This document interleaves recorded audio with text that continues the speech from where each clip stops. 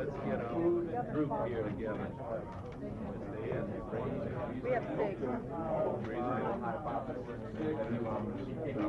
What after this? We gotta have the lead singers come in the bill with them and gal. I'll get you a gal. You want one right now? No, we just. We have one now. Around from the corner, we have big Brand new. Oh, I know. Let's get started here. Everybody have their seats. We'll try to get started. We have the floor. We don't need a gal. Yeah. Would you Chuck call the roll, please? Mr. Ackle, Mr. Anning, Mr. Gavardo, Yeah. Mr. Ivon, Mr. Lalonde, Mr. Scargin, Mr. Strain, Mr. Valentine, Mr. Kennard, and Mr. Miller. Here. 6 members present, 4. We can start with House Bill 1305. Please identify yourselves for the record, gentlemen. Mr. Chairman and members of the committee, I'm Judge Thomas W. Tanner of the 22nd Judicial District Court, here to testify on behalf of most of these bills, and certainly for the purposes of information to the committee. And Mr. Chairman, first let me, my co-people here, let them introduce themselves. Cheney Joseph, professor of law at Louisiana State University. Information. Mark Menzies, Assistant Clerk of the House. Mr. Chairman, if I may, and just purely as a suggestion, and we'll do it any way that the chairman wishes to do so, we met this morning and tried to come up with an order of taking up these bills, which maybe would save us some time in the long run, and would put some of the bills that we are not as serious about towards the latter part of the evening or the day, and then if we could go in that order, if the... That's fine. I think generally, have you seen our agenda, Judge Tanner? Yes, I have it. I have Is the that agenda, generally and we have, how you like to handle them? We have worked it according to this. If you would, I don't know if we have an extra copy of this, but we would like to go along in this order, if we may. That's fine with me. You ordered the agenda, Judge? No, sir. Mr. Scoggins, we would like to first take up 1472, which is, we feel like it's really a non-controversial matter, and then we'd start with number 1 would be 1305, 2, 3, 4, and 5. The first 5 bills would be taken up in that order, which are those. Well, I think 1472 may be controversial. Well, all right. But I think maybe we've handled some of the questions on it. You want to start with 1472? Yes. Now,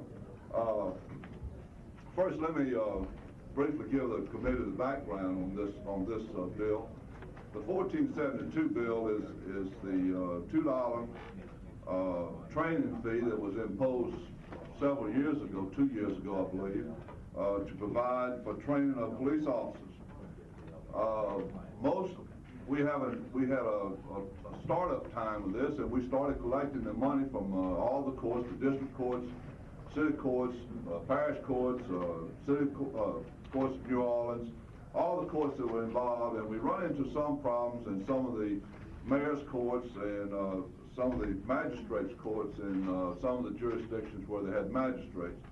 This bill has no purpose, and we are willing to change anything in it if it's contrary to that. But all we're trying to do is to make it mandatory that everybody pay the $2 that they're presently paying, or most of them are paying.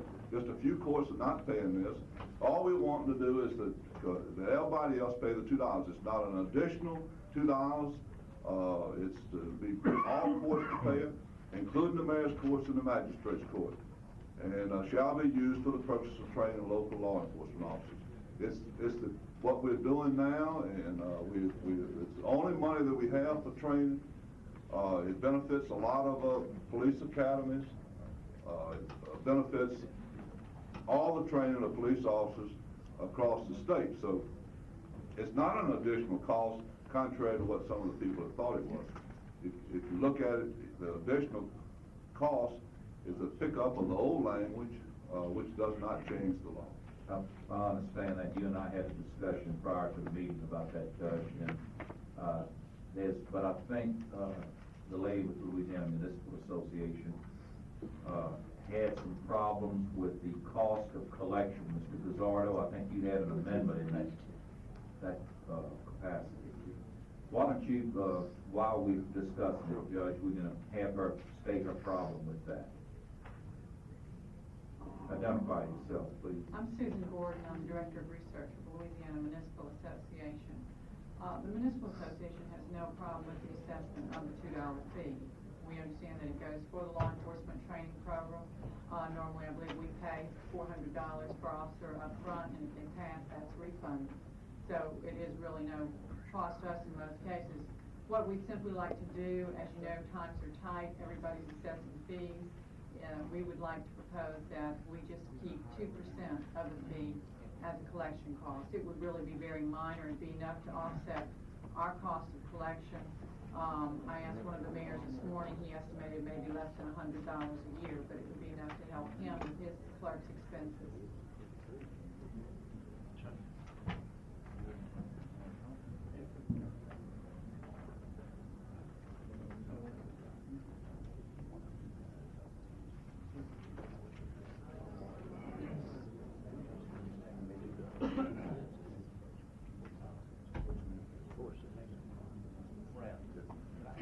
Well, Yeah, we will. We'll get this by. Yeah. I just talked to, Mr. Renazza, who is the, Executive Director of the Commission on Law Enforcement, which administers these funds. We have no real serious objection to that, but I think to be fair, it would have to be, everyone would have, get the 2% collection. In other words, any court that collected it. Yeah, the amendment was for just mayors and Well, I magistrates, think what but we you can need to change do, it. Mr. Gazzardo, is change it and make it all people would get 2%. In effect, what you do to get, instead of the $2, you get 2% less than the $2. It's 4 cents less. You get $1.96 on each one. What did you do? Can you live with that, Judge? Well, of course, as I said, we're putting it back in the hands of the locals, so I mean, it's taken out of one pocket, and, it just means 2% less if they have available to them. But I have no problem with that. I understand they have a problem too. So. Well, then, we need to change this amendment, Mr. Gazzardo, to make it apply to all collections. Can that be done? Mary, can you draft it? Why don't you draft that? The amendment will be offered by Mr. Gazzardo, and it will in effect have a 2% collection cost, which will be retained by the local authority that collects the money. Any objection to the adoption of that amendment? Yeah, Barton? We're talking about the court or the governing authority? We're talking about whoever collects it. In the case of the magistrate's court or the mayor's courts, it would be the mayor. In the case of the other courts, it would be the judicial district. I mean, whoever does the collection. The sheriff would get that. The sheriff would get it. District courts, in most parishes. In most of the parishes. Yes, The sheriff would get it.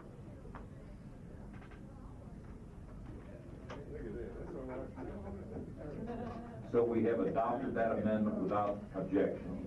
What's the pleasure? Does everybody understand the bill? It's already in the law. You made it favorable, Mr. Scoggin. It's been moved that House Bill 1472 be reported with amendments. Any objection to reporting it with amendments? Hearing none, it will be. Now, we'll start with 1305, which authorizes unpaid community service as a condition of parole. This is a bill that provides that an inmate who is released on parole, the Board of Parole shall require him to perform at least 100 hours of unpaid community service during the period of parole supervision. And if unemployed, perform additional hours as instructed by a supervising officer.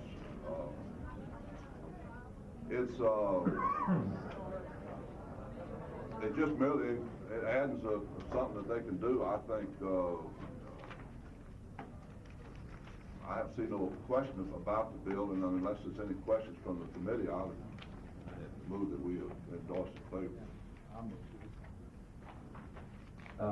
It's been moved that House Bill 1305 be reported favorably. Any objection to reporting it favorably? Hearing none, it will be reported. All right, the House Bill 1337 provides for the minimum length of sentence of persons committed to the Department of Public Safety.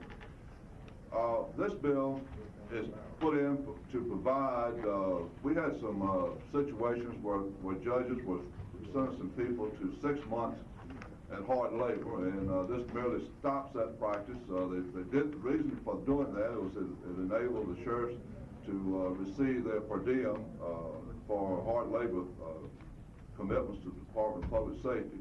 This merely stops that practice, and if you're going to give somebody hard labor, it must be at least 1 year. It will save some money for the state as the amount of money that we have to reimburse the sheriffs for the per diem for state prisons. And really, truthfully, I don't see where it would have any great effect on those people who, because if you sentence them to 6 months, they know they're not going to go to the Department of Corrections. Actually, these people don't go to the Department of Corrections on the 1 year sentence, but it just stops that practice. And unless the committee has any questions. Any questions of the committee? I think that. What did you say, Mr. Scott? I move that it be reported. Any objection to reporting House Bill 1337 favorably? Hearing none, it will be reported favorably. All right, House Bill 1350 provides for the sentencing cases involving use of firearms. This really, what this does, gentlemen, is kind of makes the present law, we put it in a procedure where you can simply check the law and read 893.1, the motion to invoke firearm and sentencing provision. This is pretty well the jurisprudence and follows that jurisprudence pretty well. I don't see any real major problems unless the committee has some problems with it. But you might want to explain the history of it a little bit, Judge. What it does is it provides, the legislature several years ago adopted where a firearm is used in the commission of a felony, then that it would provide an enhancement of that penalty. What this does is provides that if the district attorney, and the jurisprudence required this, the Supreme Court has held, that if the DA intends to use this provision, he must give notice to the defendant within a reasonable time prior to the commencement of trial. This is merely to inform him that he is giving, making him aware that he's going to use the enhancement provisions, and it's really a due process sort of situation. What it really does then is clarifies conflicting provisions of law. Clarifies conflicting. No, it's just to be sure, Mr. Stockton, that we follow, that the sentencing court and the DA follows the law, so we don't end up with an illegal sentence, and then it's bounced back. Clarifies the conflicting. You have a motion, Mr. Strain moves that House Bill 1350 be reported favorably. Any objection to reporting House Bill 1350 favorably? Hearing none, it will be so reported. All right, House Bill 1352 requires a pre-sentence investigation prior to recommend participating in an intensive incarceration program. This is a bill that would require a pre-sentence investigation to be made and a recommendation to be made by the DOC before someone's accepted into the intensive incarceration program. It merely ensures that we get qualified people into the intensive incarceration program rather than just to shoot in the dark. We're having a little problem here. If you don't use this intensive pre-sentence, you get into a problem where you might be promising someone that he can get into the intensive probation, and when you find out later on that he's not eligible for the program, then you got a situation where you might have entered into a plea agreement promising he'd get intensive probation, and he doesn't get it. So this would be able to inform the judge prior. That's right. So It's to And inform. then tell pre-sentence investigator, see if he's qualified to get in that program, we establish some. If the sentencing judge thinks that he's going to consider the man for intensive incarceration, he's gonna have to order a pre-sentence. This protects the judge, it protects DOC, and it protects the defendant because he doesn't get into a plea bargaining situation which cannot be fulfilled. Yeah, just for those, Mr. Chairman, for those members of the committee who are new, we did establish that intensive incarceration program some several years ago. We went to Mississippi and reviewed what they were doing in Parchman, and we decided it was working real well. Practically no recidivism at all. We have, I believe, graduated 1 or 2 classes here, Lou. It's working real well here. We've graduated 2 classes, and this just says before one can get in, you have a pre-sentence investigator, see that he's qualified to get in. You gonna move, Mr. Scoggin? Yes. It's been moved that, Mr. Scoggin, that House Bill 1352 be reported favorably. Any objection? Hearing none, it will be reported favorably. Now, House Bill 1353 is the authorizes home incarceration of certain defendants under certain circumstances. There's some little problem with this, I think, from DOC, which we have already, I think, worked out. It merely provides for home incarceration. We provide, I believe, a maximum of 5 years. We would like to submit an amendment at this time that it not exceed 2 years. We find, and they report to us that that you lose these people after about 2 years of home incarceration. They're going to skip on you. They're going to do something. They're going to do something to get out of it. We feel like that whoever's going to use home incarceration, a 2-year maximum will probably be as much as we can supervise and. What is it now? Yes, I was asked that. What is the maximum now? Well, this is a new law completely, Representative Miller. It has nothing, we have nothing on it now. We wrote the bill originally, Representative Ivon, for 5 years. All we're doing is we're going to amend it to provide not to more than 2 years, which we understand is a maximum. We would run into a lot of trouble. Let's offer your amendment so we can talk about it with the amendment. Where's the amendment, Mayor? We hadn't had time to prepare it. We just talked about it. You preparing it? Right. And, you offer that amendment, Ms. Ivon, and in effect. Is that to lower it to 2 years? Yeah. Well, let me just ask one question on the amendment. Okay. This hasn't been tested yet. This is a new law. That's right. In your opinion, Judge, 2 years, you don't think it's a long period for trying out something? Well, we originally recommended 5 years, and that the DOC informs us that they've checked into some other areas where they use home incarceration, and they feel like that the maximum period that we should use, in other words, sentence somebody to home incarceration is 2 years rather than 5 years. Not less than 1 or more than 2, right? Right. So it don't have to be 2, not less than 1. I'll offer that. More than. It's been, do the members of the committee understand the amendment? It's been reduced because home incarceration, of course, would not work for a period over this length of time. It's been found. So the amendment which Mr. Ivon has introduced will make it no more than 2 years. Any objection to the adoption of the amendment? Hearing none, it will be adopted. Any further explanation of the bill, Judge Hammond? We need one more amendment to offer. Down here where it says provides for, over on page 2, on line 11 and 12, which provides for the home visitation by officers of the Division of Probation and Parole. We would like to eliminate that and make it home visitation by officers and strike out all the Division of Probation and Parole, because you could send a sheriff's officer or someone else to check on rather than require probation officers to be tied up on this. We don't have enough probation That's right. officers to So do that anyway. you could have Will you offer that amendment, Mr. Scoggin? Yes. What about changing it to person? Yeah, to law enforcement, visitation by law enforcement personnel. It might work a little better if we made it persons authorized by the court. Yes. All right, let's do that. So we know who they're going, who's going to.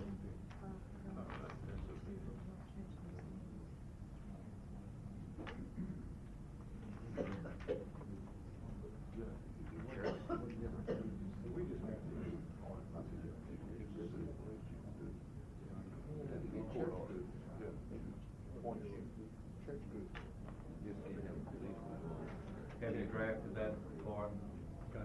You got it? You offer the amendment, Mr. Scoggins? It's been, offered to allow the court to determine who will make the checks. That way you Let would. me point out something, what this would have to do. And Representative Strain brought up a good point. The court then could authorize, say, Representative Strain, if he, to check on this man, he could work him during the daytime and have him, And the responsibility to That's check right. him. So that's just, so that he'll be sure that he's there and he can check on him and say, might come by there at 10 o'clock one night. If he's there, then he can check on him and he And can if make not, that. he'd have a duty to report it to the court. That's right. Okay, what's the pleasure of the committee on this bill? One more question. What's that? One more question. Mark, you have another question? Did the committee want to leave the misdemeanor cap at 2 years as well? Yes. Both felonies and misdemeanors would be 2 years. I'm in favor as amended. Wait. Not less than one. Yeah. No, not more. Buster? Judge Tanner. Yes. I was looking at the court shall require the offenders of obtaining employment to pay a reasonable supervision fee. Do y'all have a set fee on that already, or is it? Yes, sir, it's the $10 to $100, Representative. Beg pardon? $10 to $100 they now pay. They pay that now? Yes. And then y'all set the amount between the $10 and $100? Yes. It all depends what your circumstances. Well, that's right, whether they're able to pay it or not. But then it goes right directly to DOC to be used for probation and parole officers. It's dedicated funds. Thank you. Any other questions? Who moved? You did, Mr. Strain? As amended. Any objection to reporting House Bill 1353 as amended? Now we're gonna take, let me see here. Yeah, skip down to 1479.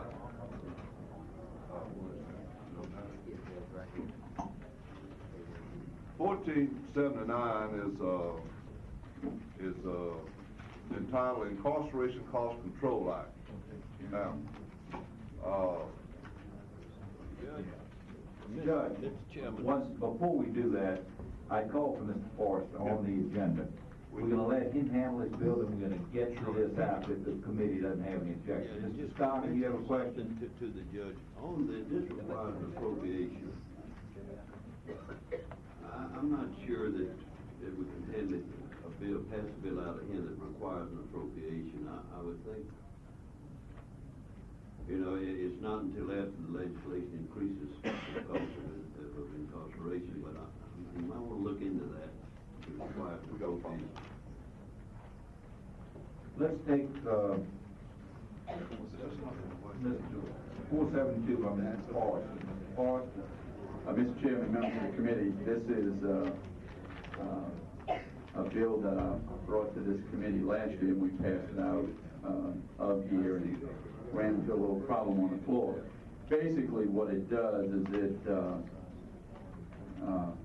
repeals what was formerly known as the Marion Edwards Law and puts the law back to the way it was, and I think in conformity with federal law, which just says that you don't have to have all parties consent to do taping or to do recording. And the problem that you have right now is if you have someone who wants to record a conversation, you have to have all parties consent, which if you're in a situation where it's an illegal activity and you want to record it, you'd be in a position of having to ask the person who is committing the illegal act to give you permission to record it. I have here, even though the police departments are exempt, I have here two officers, one from Baton Rouge and one from New Orleans, who want to explain some of the ways that this can help them in their job. And I'd like to have David Watley from the Baton Rouge Police Department, if he could say a few words on this. Ms. Watley, did you fill out a card?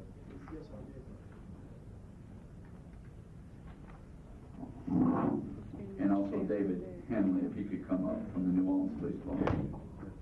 You see it? Yeah, it was with the, we finished 1472.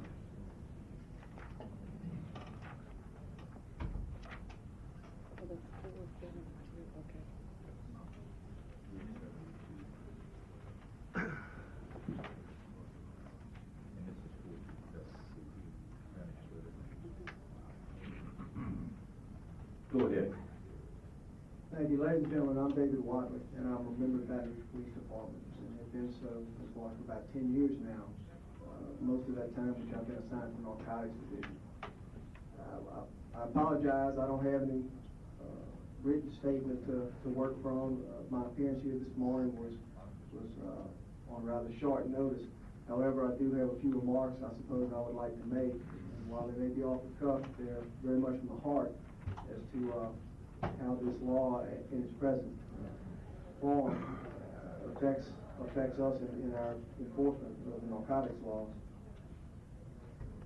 First of all, I think right off the bat I would like to say that I support the repeal of the law. Basically, I feel it's a pretty good example of what would be termed unnecessary legislation. I think up to this point, I think the courts have done quite a good job on a case-by-case basis of determining whether or not intercepted communications by use of recorders or otherwise are admissible in a court of law as evidence. So I don't think that we need this bill or this law here to as a blanket to make all of these types of recordings inadmissible. Secondly, as already pointed out, I think it does fly in direct conflict with the federal rules on this matter, which quite simply are single party consent. As long as one party to a conversation consents, then generally it would be admissible in court if it's recorded. This may not be so in all cases, but there again, I think it's the point of the law to be discussed and decided upon in a court of law.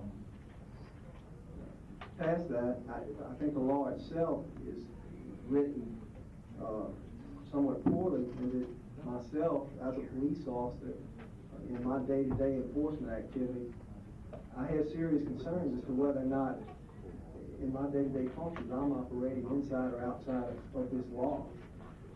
Some examples of this, for instance, in narcotics work, we use quite extensively informants for our investigations.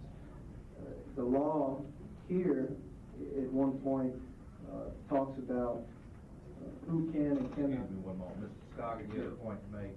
Well, yeah, what you're saying in effect is it seriously hampers Law enforcement. your law enforcement procedure. You seriously hampers that in your present state. Does anybody, let me ask it this way, not that we're happy to have you here, but in the interest of saving some time, does anybody have any problem with this bill? You know what it does. It removes that requirement that the permission has to be granted to tape someone's conversation. The district court can read it unconstitutional. Yes, and in the matter of State versus Kirk, it was declared unconstitutional anyway, and I don't see why we should keep it on the books, and I, at this time, will entertain a motion to report it favorably. Mr. Ivon moves that it be reported favorably. Hearing no objection, it'll be reported favorably. Thank you, Mr. Chairman, members of the committee. You run an excellent committee. I'm glad to see that you can speed things up so quick. We're not going to be as courteous to you next time, Mr. Ford, I guarantee you. We were actually afraid you were going to start talking, Gary. I've heard some of your dissertations before, Gary. Thank God they could go along with this bill anyway. I'm looking forward to seeing